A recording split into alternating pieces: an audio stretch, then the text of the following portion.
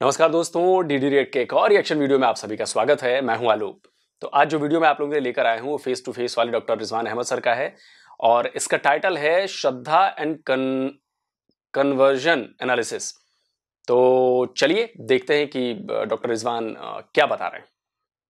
Hello, नमस्कार, सत श्री अकाल, अस्सलाम वालेकुम। कैसे हैं जनाब? तो ऑनरेबल सुप्रीम कोर्ट ने यह कहा कि जबरन जो धर्मांतरण है ये एक राष्ट्रीय सुरक्षा का मामला हो सकता है, देश के लिए बहुत खतरनाक साबित हो सकता है। उसके साथ साथ श्रद्धा और आफताब का भी किस्सा सामने आया है, जहां आफताब ने 35 टुकड़े करे और बड़े संयोजित और बड़े सिलसिलेवार तरीके से अपनी प्रेमिका को मारा, जिसके साथ उसकी लिव इन रिलेशनशिप थी, और उसकी बॉडी को डिस्पोज ऑफ करने की कोशिश की। शायद 5 या 6 महीने बाद वो बंदा पकड़ा गया है। इन दोनों को मिला के एक सब्जेक्ट पे तो डिबेट हुआ और दूसरे सब्जेक्ट पे श्रद्धा के टॉपिक पे मिला के आज आप लोगों के सामने रूबरू होऊंगा। बात करते हैं श्रद्धा की।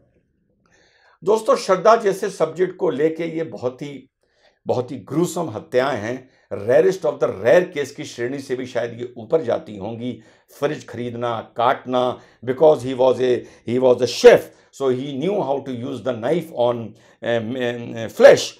तो ये सब देखते हुए भाई, ये मैं पहले भी आप लोगों से बोल चुका हूं, ये चीज भी आप लोगों को भाई अंदर से अपने अंदर डेवलप करनी पड़ेगी। जिन लोगों ने मेरा ये वीडियो नहीं देखा और बाद में मेरे साथ जुड़े हैं, यार, ये मैं सिर्फ मुस्लिम हिंदू की यहां पर बात कर रहा हूं। अगर कोई हिंदू लड़की किसी मुस्लिम आदमी से प्यार कर बैठी है और उससे शादी करना चाहती है, तो भाई 2-4 चीजें प्लीज देख लो। 2-4, उसका रहन सहन क्या है, उसका पहनावा क्या है, उसकी बात क्या है, उसके फेसबुक, इंस्टाग्राम, ट्विटर पर पोस्ट क्या है, उसकी फैमिली के क्या हैं। ये नहीं कह रहे वो बाजी ये करती हैं तो हमें बाजी से क्या मतलब, तुम्हें बाजी से क्या मतलब, तुम्हें मम्मी से क्या मतलब, हम दोनों की तो शादी हो जाएगी, हम लोग तो बेंगलोर रहेंगे, हम लोग तो बॉम्बे मुंबई रहेंगे। नहीं, उसके पूरे खानदान को, मीन्स कम से कम फर्स्ट फैमिली को। भाई प्रभु, लड़कियों जो मुसलमान से दिल लगा बैठी हैं और आज भी जब मेरा ये वीडियो सुन रही हैं तो लगा बैठी हैं, शादी करने का सोच रही हैं, तो कम से कम कम से कम मिनिमम इतना देख लो कि उसकी हर चीज तुम्हारी तरह हो, उसकी फैमिली तुम्हारी तरह हो। जैसे तुम रेस्टोरेंट्स जाते हो, मूवीज जाते हो, उसी तरह वो भी रेस्टोरेंट जाते हो, मूवीज जाते हो। तब जाकर तुम चलो। मान लिया कि तुम मोहब्बत करी बैठी हो और रिजवान अहमद के कहने से तो तुम मानोगी नहीं। जाहिर सी बात है भाई, मोहब्बत चीज ही ऐसी है। तो कम से कम इतना देख लो। अब श्रद्धा का मामला था। आज आप लोग मुझे सब ब्लेम करेंगे। भाई ये भी देख लो कि तुम्हारी बेटी कहां जॉब पर है, किसके साथ लिव इन रिलेशनशिप में है। नंबर 1 तो भारतीय संस्कृति के हिसाब से होनी ही नहीं चाहिए। वो अलग बात है कि ऑनरेबल सुप्रीम कोर्ट ने इसका सैंक्शन दे दिया है। भाई देखो, धरातल पर यह बात आप लोगों को किसी को बुरी लग सकती है कि देखो यार, ये तो डिस्क्रिमिनेट कर रहा है बिटवीन मैन एंड वुमेन। यार, अगर आप एक मैन के साथ लिव इन रिलेशनशिप में हो, दुनिया की सोसाइटीज ऐसी डेवलप हुई हैं, भले अमेरिका की हो, भले लास वेगस की हो, भले दिल्ली की हो, लखनऊ की हो, बाराबंकी की हो, अयोध्या की हो, कहीं की हो, अगर तुम्हारे साथ कोई आदमी लिव इन रिलेशनशिप में है तो at the end of the day अगर तुम्हारा रिलेशनशिप उससे ब्रेक होता है तो यार रिलेटिवली उस आदमी को सामाजिक दृष्टि से इतना नुकसान पारिवारिक दृष्टि से नहीं होगा जितना लड़की को होगा। अब इसमें कोई मुझे सेक्सिस्ट मान ले, इसमें कोई मान ले कि मैं डिस्क्रिमिनेट कर रहा हूं, इसमें कोई मान ले मैं बायस हूं, तो भैया ये आपकी मर्जी है, पर धरातल पर हकीकत यही है। ये देख लो भाई, आपकी लड़की अगर कहीं पढ़ने जा रही है, कहीं जॉब कर रही है, तो किसके साथ उसका एसोसिएशन है, किसके साथ वो रह रही है। मुस्लिम आदमी के साथ रह रही है। और इससे बड़ी इंटरेस्टिंग बात बताऊं, पिछले 6 महीने में मेरे पास 3 केस, एक गुड़गांव से, एक झांसी से और एक बेंगलोर से आ चुका है। कश्मीर से हमारे भाई यहां पढ़ने आए, कश्मीर से हमारे भाई यहां जॉब करने आए, उनका रिलेशनशिप हुआ, सेक्सुअल रिलेशनशिप, फिजिकल रिलेशनशिप हुआ। एक तो 2 तो शादी करके चले गए, नहीं, एक शादी करके चला गया, कौन? जो झांसी की लड़की है। एक वादा करके चला गया, लिव इन रिलेशनशिप में रहे 4-6 महीने, लौट के नहीं आया। गुड़गांव वाली लड़की, इसने 4 लाख रुपए उसको उधार दिए, वो लेके चला गया। मैंने यहां से श्रीनगर फोन किया, मैंने उसके थाना उसका नंबर पता लगाया, मैंने उस लड़की की एफआईआर करवाई। एफआईआर से पहले ही वहां से थानेदार ने गुड़गांव से कश्मीर फोन किया। तो शायद जो लास्ट मेरी उस लड़की से बात हुई थी, 1 लाख रुपए उसने लौटा दिया था। अरे यार, कश्मीरी मुस्लिम के साथ तो नॉर्थ इंडिया का मुस्लिम टेक्निकली एडजस्ट नहीं कर सकता। मुस्लिम के साथ साथ रिलीजन के साथ साथ उनका तो और भी कल्चर हमसे अलग है। मींस इंडियन नॉर्थ इंडिया के मुस्लिम से अलग है। आपका तो साहब रिलीजन भी अलग है, कल्चर भी अलग है। वो वहां से आते हैं, आप यहाँ दिल लगा बैठते हैं। वो बानेहाल टनल पास करके कश्मीर पहुंच जाते हैं, भले 370 हटी हो ना हटी हो, इससे क्या फर्क पड़ता है। फिर आप उनको ढूंढते रहिए। 3 केस मेरे पास हैं। झांसी की लड़की का मेंटल रेक हो गया है, 26 साल की लड़की है, बहुत खूबसूरत लड़की है। लेटेस्ट जो उसके भाई ने मुझे फोटो भेजी, उसने छुरी से अपनी गर्दन काटने की कोशिश करी। उससे जब मैं फोन पर कॉल पर उससे जब बात करता हूं, उसको अब यही याद नहीं है उसकी शादी कब हुई थी, उसको यही याद नहीं है वो झांसी कितने दिन से है। क्योंकि जो वो सुकून के लिए या जो एंड डिप्रेशन में जो दवाइयां दी जाती हैं, उसका उस पर इतना खराब असर हो गया है। तो भाई ये, अब आपको लगेगा यार ये तो लड़कियों को ब्लेम कर रहा है। अरे भैया, एंड में लड़की ही मरेगी। अच्छा, एक चीज और मैं इसमें जोड़ना चाहूंगा, जो डॉक्टर रिजवान कह रहे हैं, बात सिर्फ लड़का या लड़की तक ही सीमित नहीं होती। लड़की के घर वाले हैं, माँ बाप हैं, भाई हैं, बहन है, उसके रिलेटिव हैं, इन सब पर उतना ही गहरा असर पड़ता है। अब बताइए, श्रद्धा को उस क्या नाम है, आफताब नाम है पूना वाला, जो भी है वटेवर, उसने 35 टुकड़ों में काटा, नया फ्रिज खरीद कर लेकर आया, फ्रिज में उस लड़की के टुकड़े रखे, सबसे आखिर में शायद उसने उसका सर फेंका या क्या जो भी था, ऐसी कुछ खबरें आ रही थी। उसके अलावा लड़की की लाश टुकड़ों में उसके फ्रिज में थी, उसके बाद भी वो कई लड़कियों को लेकर आया था वो अपने फ्लैट में। आप समझिए, आप समझ रहे हैं इस मानसिकता को, आप समझ रहे हैं इस कट्टरवाद को,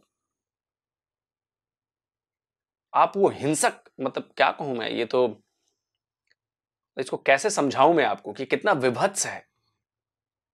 मतलब हम लोग नॉर्मल किसी की लाश देखते हैं जो एक्सीडेंट में मरी हुई, तो मतलब देखा नहीं जाता हमसे।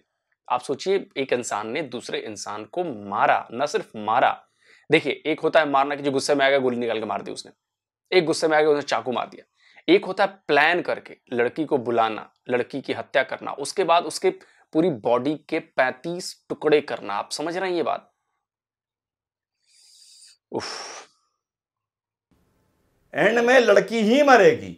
तुम्हारे हमदर्द की हैसियत से समझा रहा हूं, भाई की हैसियत से समझा रहा हूं, बड़े की हैसियत से समझा रहा हूं, हर तरीके से जो मान लो समझा रहा हूं। बट तुम्हें टारगेट ना कर रहा हूं, ये मत सुनना तुम्हें टारगेट कर रहा हूं। लेकिन भाई, परिवार आप लोग भी देखो, लड़की भी समझदार है तो वो भी देखे।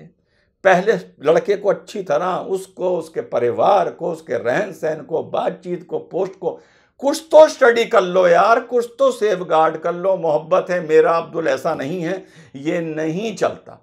और फिर एक कांड होता है और पूरा वो कांड सांप्रदायिक हो जाता है, पूरी कौम इधर गाली खाती है। यार, हमारी कौम ने तो जो सामूहिक गलतियां दुनिया में की, हमारी कौम ने जो सामूहिक गलतियां इस देश में की, हमने तो यार उसकी गलती नहीं मानी। तो जो इंडिविजुअल गलती हम कर देंगे, जैसे श्रद्धा के साथ हो गई, कोई कश्मीर रिलेशनशिप बना के शादी करके भाग गया, अब लड़की पीछे पीछे भाग रही है, मुझसे कह रही है आप मुकदमा कर दो। अरे यार, मैं थोड़ी जाके बेंगलोर में मुकदमा कर सकता हूं, और करूंगा तो एक विजिट का 75,000 रुपए लूंगा, 50,000 रुपए लूंगा, आने जाने में कितना एयर फेयर लगेगा। मैंने कहा भैया ये मैं तुम्हारे लिए मैनेज नहीं कर सकता, जितना गाइड कर सकता था तुमको कर दिया। तो भैया ये तो आप ही को देखना पड़ेगा, ये तो भैया हिंदुओं को देखना पड़ेगा, आपके परिवार को, आपकी सोसाइटी को देखना पड़ेगा, इस तरह से एजुकेट करना पड़ेगा। At the end of the day आपकी संस्कृति और आपकी लड़की नुकसान उठाएगी। बाकी भैया मॉडर्नाइजेशन के नाम पर, लिबरलाइजेशन के नाम पर, लिबरल थ्योरी के नाम पर, प्रोग्रेसिव थ्योरी के नाम पर, भैया आपको जो करना है आप करो। मैं तो समझा सकता हूं, ये एक ऐसे इंडिविजुअल किस्से हैं जो पूरी कौमों को आमने सामने लाके खड़ा कर सकते हैं। सुधार इसमें इधर से नहीं आएगा, जितना आना है आपको अंदर से सुधार। देखिए, श्रद्धा वाला जो केस हुआ है वो मतलब एक उदाहरण सेट करने वाला है कि किस तरह से मतलब इस पूरे हत्याकांड को अंजाम देगा। इसे आप इंडिविजुअल के तौर पर मत देखिए, मैं इस बात से सहमत नहीं हूं कि इंडिविजुअल है। अगर अभी भी लोगों को लगता है कि लव जिहाद नहीं हो रहा है, तो आप अभी भी अंधेरे में हैं। अब कई लोग, मुझे पता है कि कई लोग मेरे कमेंट करेंगे कि आप ऐसी बात कैसे कर सकते हो, आप ऐसे। देखिए, मैं बात फैक्ट्स पे करता हूं। पिछले अगर साल, 1.5 साल, 2 साल का अगर आप डेटा उठाएंगे, इस तरह की चीजें डेटा उठाएंगे, तो आपको नजर आएगा कि लव जिहाद है, वाकई है। और ये मैं आपको पहले भी कह चुका हूं कि ये हिंदुओं का दिया हुआ नहीं है, ये क्रिश्चियंस का दिया हुआ है लव जिहाद मुसलमानों के लिए, और ये हो रहा है। अगर लव जिहाद नहीं है तो ज्यादातर केसेस में ऐसा क्यों होता है कि मुसलमान लड़का हिंदू नाम रखकर लड़की से दोस्ती करता है, और बाद में उसको पता चलता है कि जब शादी हो जाती है, कुछ हो जाता है, तो बाद में पता चलता है कि तो मुसलमान है। तो अगर आपके मन में कोई प्लॉट नहीं है तो ऐसा क्यों होता है? और मैं आपको एक ऐसे ही लव जिहाद के शिकारी की बात सुनाना चाहूंगा जो पकड़ में आ गया था। वो कैसे बता रहा है कि किस तरह से उसे पैसे दिए जाते हैं, सारी सुविधाएं उपलब्ध कराई जाती हैं, पुलिस और कानून के पचड़े में फंसने के बाद बहुत सारी चीजें और भी उपलब्ध कराई। सुनिए इसे। 50,000 मिलते हैं। अरे रुकना उधर। मेरे को हर महीने लड़की पटाने के 50,000 मिलते हैं, और शादी करने के बाद 5 लाख रुपए मिलते हैं। कहाँ से मिलते? याद करने के लिए बोला गया था, मस्जिद से पैसे मिलते हैं। कितने? 5 लाख रुपए। और लड़की घुमाने के लिए 50,000 रुपए। कब मिलते थे? गाड़ी देखो, कहाँ से मिलती? गाड़ी मिली है, देखो गाड़ी बड़ी सब उन्होंने अरेंज कर गए थे। और लड़की शादी कर रहा था, शादी करके साथ में रहने वाला था तू? कहाँ से पटा है? लड़की के साथ शादी करने वाला था? नहीं, क्या शादी करने? करके छोड़ देने वाला था। शादी करके छोड़ने वाला, फिर लड़की के साथ शादी, बच्चे पैदा करने के थे?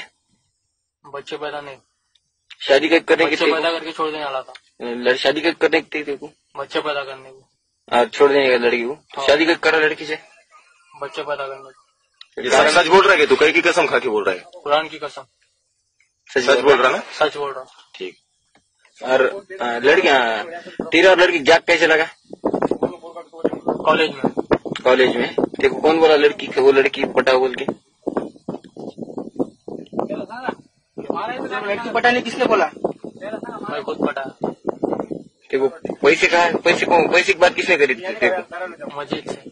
मस्जिद से। तो ये सब अगर आप नजरअंदाज कर रहे हैं, अपनी बच्चियों को बता नहीं रहे हैं, अपडेट नहीं कर रहे हैं, उन्हें ये चीजें समझा नहीं रहे हैं, तो बहुत मुश्किल में फंसने वाले हैं।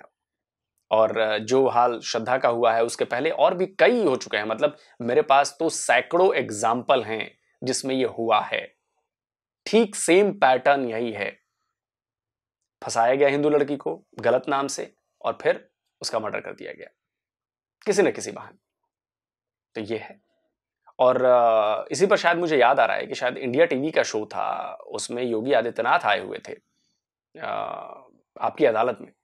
तो उसमें भी लव जिहाद को लेकर उन्होंने क्या कहा था, सुन लीजिए। तो हो रहा है, इसके पीछे तो बहुत बड़ा अंतरराष्ट्रीय गिरोह काम कर रहा है लव जिहाद के नाम पर। इस पे पैकेज घोषित हुए हैं, और ये धोखे के नाम पर आखिर क्यों अपना पूरा नाम नहीं बताती हो? पहले से अपना सही नाम बताइए। क्यों आप गुड्डू, पप्पू और अन्य नाम पर बेवकूफ बना रहे हो समाज को? सही नाम से सामने आइए। हमें आपत्ति इस बात पे नहीं, आपत्ति इस बात पर है कि लव जिहाद देश के खिलाफ अंतरराष्ट्रीय साजिश है।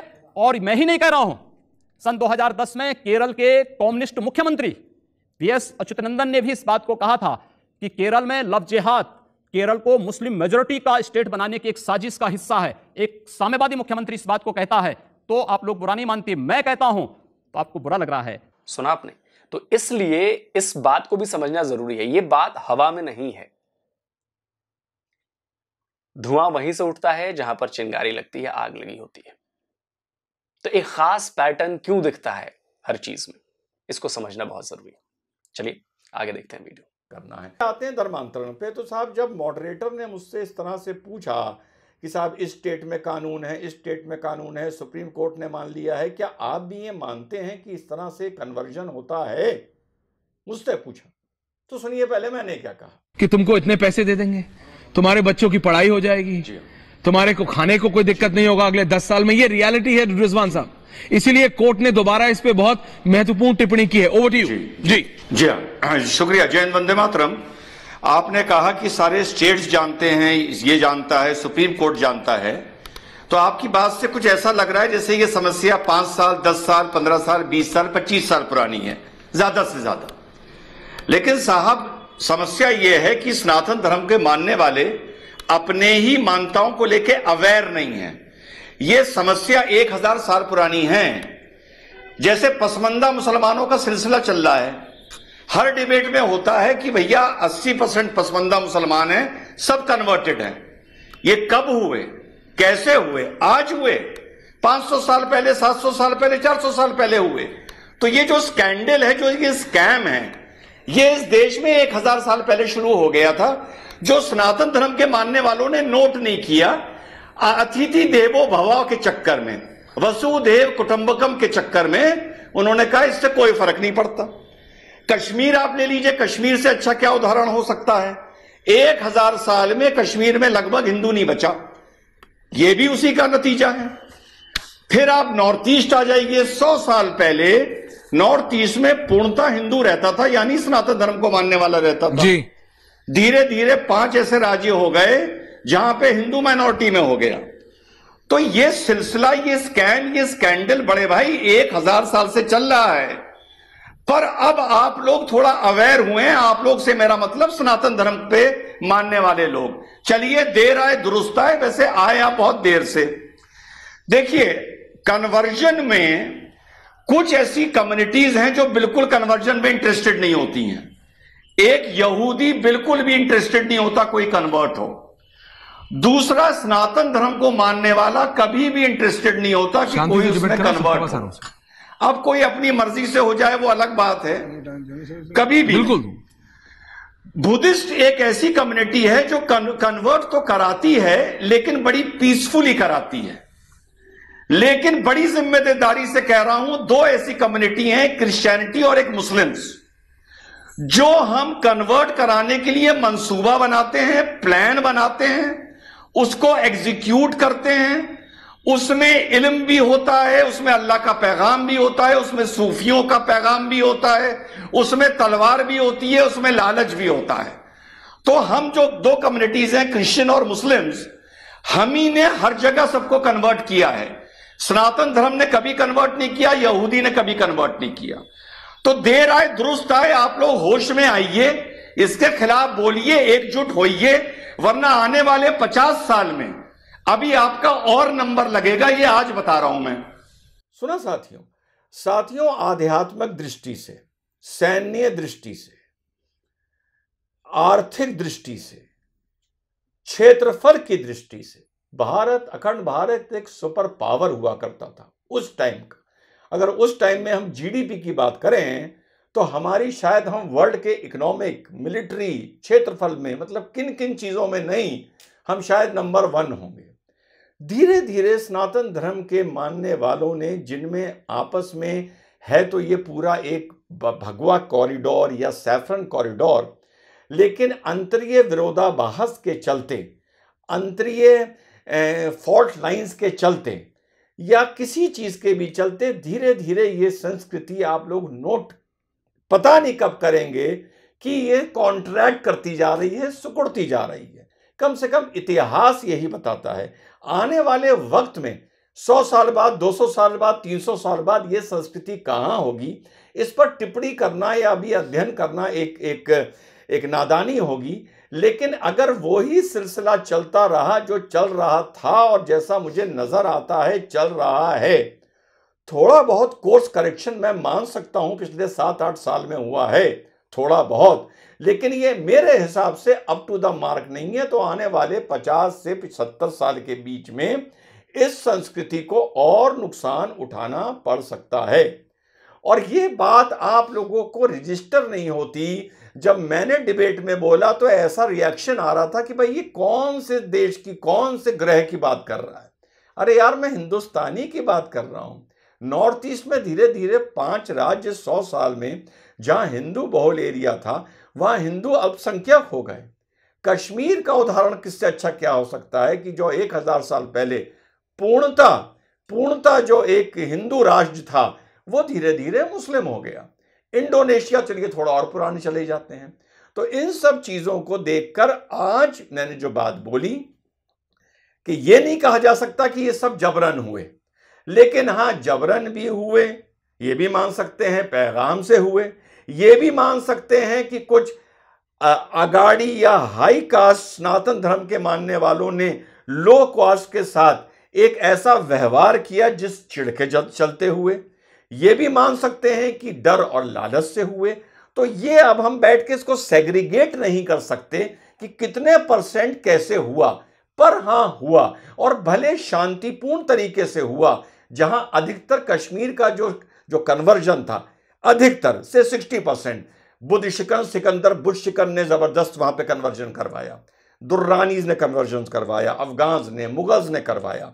पर इसके बावजूद भी वहां सूफीज ने भी, और जैसे इंडोनेशिया का आप एग्जाम्पल लें, कन्वर्जन करवाया। तो चाहे ये हिंसक तरीके से हुआ, चाहे ये शांतिपूर्ण तरीके से हुआ, सटल तरीके से हुआ, या एग्रेसिव तरीके से हुआ, ओवरटैक से हुआ या कोवरटैक से हुआ, पर संयोजित तरीके से हुआ।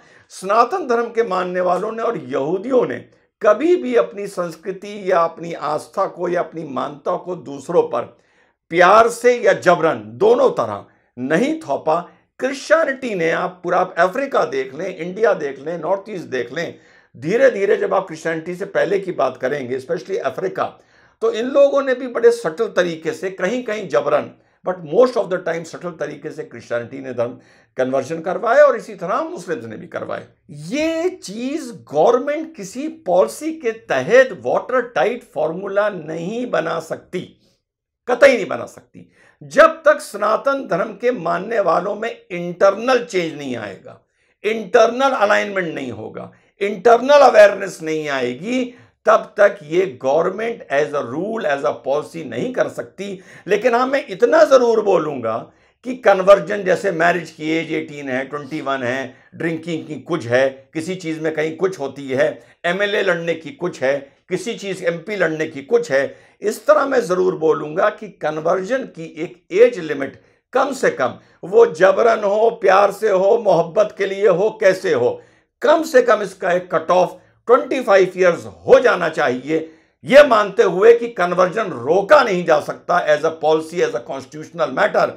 तो कम से कम इसकी एज 25 ईयर्स होनी चाहिए कि आप किसी भी कारण से कन्वर्ट कर रहे हैं, आपकी एज अगर 25 से कम है तो आपका कन्वर्जन इलीगल है। यह बात सिर्फ मैं उसके लिए नहीं कह रहा जो हिंदू मुसलमान हो रहा है या मुसलमान हिंदू हो रहा है, यह मैं सबके लिए बोल रहा हूं कि कन्वर्जन एज इंडिया में कम से कम 25 ईयर्स होनी चाहिए। ये एक ऐसा सोशियो रिलीजियस सब्जेक्ट है, सिक्योरिटी से जुड़ा सब्जेक्ट है, आस्था से जुड़ा सब्जेक्ट है, भारतीय संस्कृति, सनातन संस्कृति से जुड़ा सब्जेक्ट है कि इसमें 25 ईयर्स से पहले कन्वर्जन मैलाफाइड, वॉइड अब इनिशियो एंड इलीगल डिक्लेयर होना चाहिए। जय हिंद, वंदे मातरम, खुदा हाफिज।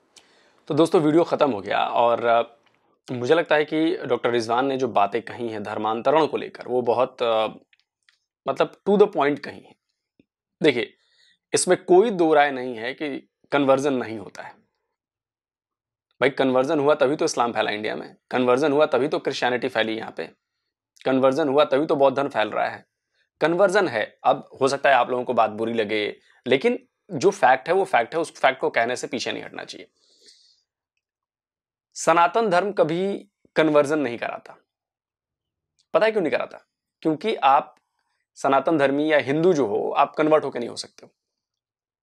आपको हिंदू धर्म में पैदा होना पड़ेगा, तभी आप पैदाइशी आप हिंदू सनातन धर्म के हो सकते हो। आप कन्वर्ट होकर कुछ भी कर लोगे, आप हिंदू नहीं होगे, ये बात मान के चलिए। दूसरी बात, अभी हमने देखे हैं कि भाई जो ईसाई मिशनरीज हैं वो किस तरह से, भी पंजाब का सबसे ताजा वाकया है, वहां पे बड़ा जबरदस्त ये कन्वर्जन का चल रहा है। झारखंड में बड़ा हुआ कन्वर्जन, बिहार में हुआ कन्वर्जन, और भी देश के कई हिस्सों में कन्वर्जन हुआ। तो कन्वर्ट तो लोग हुए हैं, अब चाहे वो लालच में हो। और ये ज्यादातर वो लोग कन्वर्ट होते हैं जो गरीब हैं, जिनको दिक्कत है, उनको वो लालच दिया जाता है कि भाई आपका बच्चा जो है वो अंग्रेजी के मिशनरी स्कूल में पढ़ेगा, हम आपको पैसा देंगे, हम आपको ये देंगे, हम आपको वो देंगे। तो जाहिर सी बात है भाई, किसी को भी देखेगा, अपना फायदा दिखेगा, हो जाएगा कन्वर्ट। तो और लोग कन्वर्जन कराते हैं, बाकायदा इसका एक नेक्सस चलता है, बाकायदा इसके लिए पैसे, फंडिंग होती है, बहुत कुछ है। मतलब ये मैं इस्लाम में भी कह रहा हूं, ये मैं क्रिश्चियनिटी में भी कह रहा हूं, होता है।